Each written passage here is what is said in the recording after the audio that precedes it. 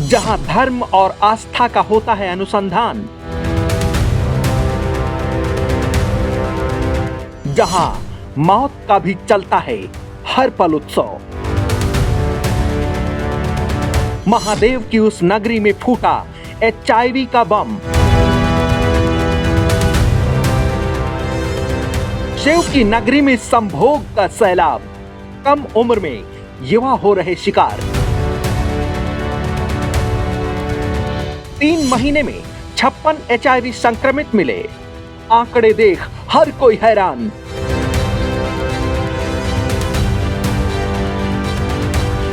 महादेव की नगरी काशी यानी सनातन आस्था की सबसे बड़ी धरोहर, जहां हर पल मिलती है मुक्ति।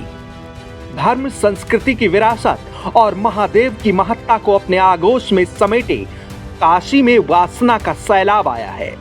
इस सैलाब में सराबोर हो रहे वो युवा छात्र छात्राएं जो उज्जवल भविष्य के सपने को लेकर वाराणसी आए, लेकिन अब HIV संक्रमण के शिकार हो रहे हैं। लत, लापरवाही और लस्ट। धर्म की नगरी काशी में वासना की कालिख पोतते जो आंकड़े आए हैं वो हैरान करने वाले हैं। पिछले 3 महीने के आंकड़े बताते हैं कि पिछले 3 महीने में 56 HIV संक्रमित मिले हैं। ये आंकड़े दीनदयाल राजकीय अस्पताल परिसर में स्थित HRT सेंटर के हैं। खास बात यह है कि इनमें करीब 20 युवा हैं और इन युवाओं में करीब 15 छात्र छात्राएं। जो बच्चे HIV से संक्रमित हैं वो शहर के किसी न किसी विश्वविद्यालय में स्नातक की पढ़ाई कर रहे हैं या फिर दूसरे शहरों से जिले में आकर कंपटीशन की तैयारी कर रहे हैं। दीनदयाल अस्पताल के HRT सेंटर की तरफ से दी गई जानकारी के मुताबिक अप्रैल में 22 लोग संक्रमित पाए गए। मई 2025 में 20 लोगों को संक्रमित पाया गया। जून में 14 मामले अकेले राजकीय अस्पताल से सामने आए हैं। कैसे मुक्ति की धरती काशी मौत के मकड़जाल में फंसती जा रही है। कैसे असीम जागरूकता के इस दौर में लोग HIV जैसे खतरनाक बला का शिकार हो रहे हैं। इसके पीछे की खास वजह है लापरवाही और लत। दरअसल संक्रमित पाए गए लोगों में ज्यादातर ऐसे हैं जो सेक्स की लत और उसमें की हुई गलतियों का शिकार बताए जा रहे हैं। डॉक्टरों की माने तो अधिकतर छात्र ऐसे हैं जो असुरक्षित यौन संबंध के चलते संक्रमित हुए हैं, तो वहीं कुछ युवा एक ही सिरिंज से कई लोगों के एक साथ नशा लेने के कारण इसकी चपेट में आए हैं। आंकड़े ये भी बताते हैं कि संक्रमित पाए गए लोगों में लड़कों की तादाद ज्यादा है।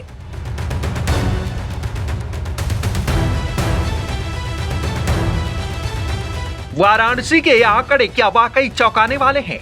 क्या है वाराणसी में इतनी बड़ी संख्या में पाए गए मरीजों के पीछे की असल वजह? HIV के केसेस बढ़ रहे हैं, विशेषकर से शायद आपने बताया वाराणसी में जहाँ पे है। इसके कई कारण हो सकते हैं। हो सकता है वहाँ पे जागरूकता की कमी हो, और ये भी हो सकता है कि वहाँ पे अब इलाज और जांच उपलब्ध कराई गई हो, तो जब उपलब्ध कराई जाती है तो डिटेक्शन रेट थोड़ा बढ़ जाता है। अब सवाल उठता है कि संक्रमित हुए मरीजों का क्या HIV मतलब मौत तय है? क्या HIV का संक्रमण आज भी लाइलाज है? क्या जिन लोगों में HIV का संक्रमण पाया गया है उनका क्या होगा? इस पर जानकारी के लिए हमने एक्सपर्ट से बात की और ये जानने की कोशिश की कि आज के दौर में HIV का क्या इलाज संभव है।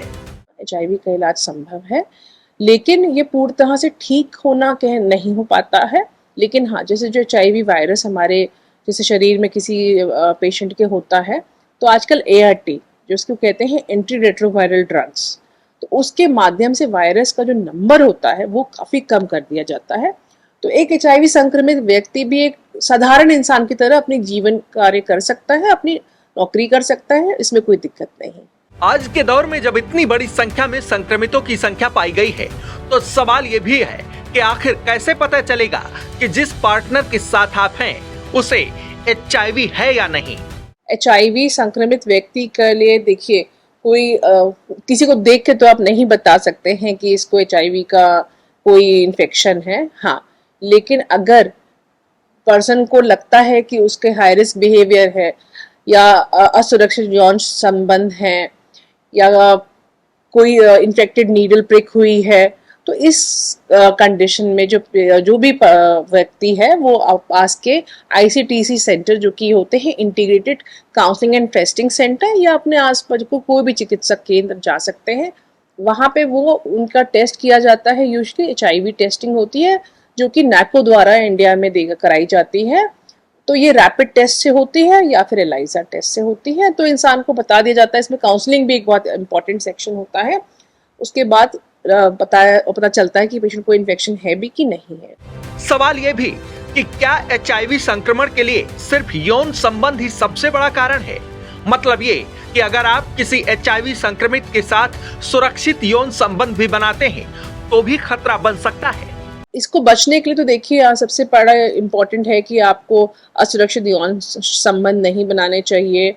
और माता से शिशु में भी चला जाता है, तो उसके लिए भी जब कोई गर्भवती महिला होती है जिसको HIV होता है तो उसको ट्रीटमेंट दिया जाता है कि बच्चे में ना आए, और बच्चे को भी ट्रीटमेंट दिया जाता है। तो एक तो ये तरीका होता है। और भाई कई लोग होता है IV ड्रग अब्यूजर्स जो होते हैं नीडल से शेयर करते हैं, तो please needle single time use करी जाती है।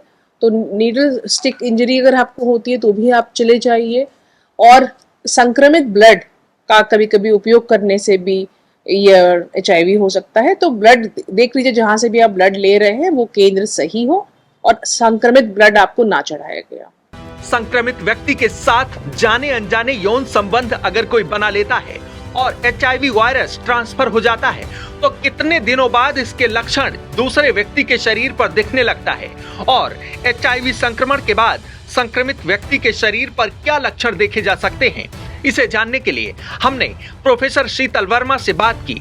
सुनिए उन्होंने क्या कुछ कहा। संक्रमित व्यक्ति का फ्लूइड, जैसे कि सेमाइनल फ्लूइड होता है किसी भी पर्सन का, और अगर माता का किसी की बात करिए तो स्तनपान करते वक्त भी, ब्रेस्ट फीडिंग करते वक्त भी माँ से बच्चे में भी जा सकता है। वेजाइनल फ्लूइड में भी देखा गया है कि वायरस होता है। तो जितने भी बॉडी के फ्लूइड होते हैं उसमें भी वायरस होता है। बट हाँ, जितना ज़्यादा वायरस का इन्फेक्शन यौन संबंध से होता है उसके मुताबिक इन सबसे बहुत कम होता है।